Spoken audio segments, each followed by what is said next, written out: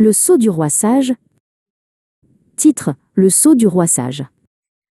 Le roi prophète Sulayman marchait à la tête d'une armée si vaste qu'elle recouvrait la terre, composée d'hommes, de djinns et d'oiseaux. Sa puissance était sans égale, sa gloire immense, et pourtant, son cœur demeurait le plus humble des sanctuaires.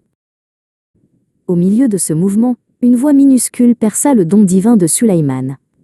C'était la fourmi-chef parlant dans le langage des plus petits. « Ô fourmis, entrez dans vos demeures, de peur que Sulayman et ses armées ne vous écrasent sans s'en rendre compte. » Sulayman sourit. Un rire de gratitude, non de moquerie. Car même dans le plus petit des êtres, il entendait l'écho de la sagesse. Il se prosterna, remerciant Allah de lui avoir révélé l'humilité au milieu de sa grandeur. Un jour, la huppe, messager ailé, arriva du lointain royaume de Saba. Au roi, Chuchota Houdoud, j'ai vu un peuple riche et puissant, dirigé par la reine Balkis. Mais ils adorent le soleil, et non le Seigneur des mondes.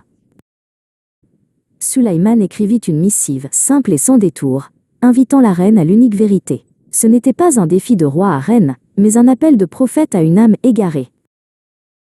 Balkis, la reine de Saba, reçut l'étrange message. Dans sa salle du trône somptueuse, ses conseillers parlaient de guerre, mais elle sentait la puissance d'une sagesse qui transcendait l'or et le pouvoir terrestre. Elle se rendit à Sulayman. Pour lui prouver la puissance d'Allah, le trône de Balkis fut transporté sur le champ par un miracle, avant même qu'elle n'arrive. C'était une démonstration que tout pouvoir, toute richesse n'était qu'une ombre face à l'ordre divin.